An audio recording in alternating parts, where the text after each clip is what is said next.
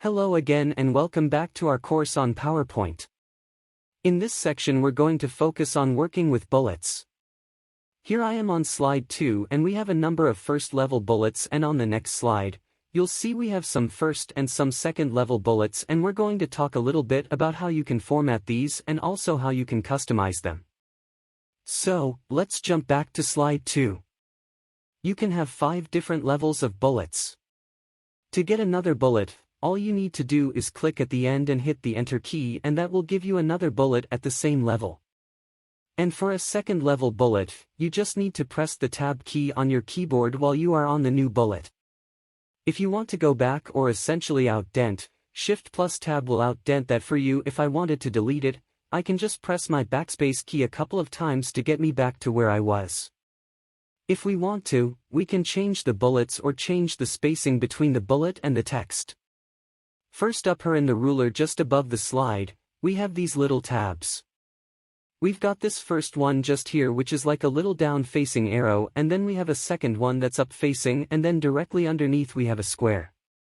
Now it's these two which are controlling the spacing of your bullets and also of your text on this slide. If I wanted to change the placement of this bullet, if I grab that first little tab, and as you can see, I get a line as I click and drag it in, it's going to drag that bullet in, and if I drag it out again, it's going to put it back to where it was. The same thing happens if I want more space between the bullet and the actual text. If I grab the up-facing tab and drag that, you should be able to see that dotted line again. That's going to move the placement of that text further away from that bullet, and again I can drag it back to put it back to where it was. Now you'll notice when I'm doing that it's only moving the first bullet or the first piece of text, it's not actually moving the rest of the text because I'm clicked in that first line of text. So, if I wanted to move the entire lot, I'm going to highlight all of my points, and then I can drag that top tab and you'll see it moves all of those bullet points, and I could do the same if I wanted to drag the text over a little bit as well. If we jump up to the Home tab and in the Paragraphs group, you can see I have this little bullet option here. So, I'm going to click that drop-down arrow and you can see I have a number of different options in here. So, I could change the style of the bullets that I have. I also have the option of None, if I wanted to remove those bullets altogether. But what if I wanted to do something completely different? Maybe I didn't want to use any of these options that we have in this drop-down menu. Then let me jump down into Bullets and Numbering. Here I can change the size of the bullet.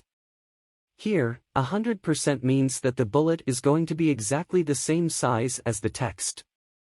I can also change the color of my bullets to your choice. If I don't want to use any of the bullet points given in the set, I could choose to use a picture that I've got on my PC as a bullet, or I could customize the current bullets. On customization, I will open up the symbols box, and this gives me access to all of the symbols, and I can use any of these as a bullet now. Another choice is I can choose to use a picture that I've got saved on my PC. In Bullets and Numbering, and this time I'm going to select a picture, and I have the option of choosing from a file. I can browse the web for a picture. You can select your image and select the insert. You can customize them again if you want from Bullets and Numbering. If you want to choose numberings in the paragraph group next to our bullets, we have numbered lists on numbering. So, if I click the drop down, there's all these different styles of numbering that I could choose. So now, when you press enter at the end of the line, you will get, like A, B, C, etc., or 1, 2, 3. And so on. Here also, in Bullets and Numbering in the advanced options, I have the same options. You can change the size and color just like bullets. I can even choose to start a different number if I want to. So, it's entirely up to you how you customize these. After customizing, you can click OK and you will get the desired type of numbering or bullet. And that's all the basics about bullets and numbering.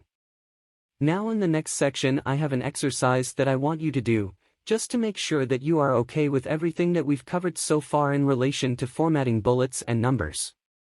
So, I will see you then.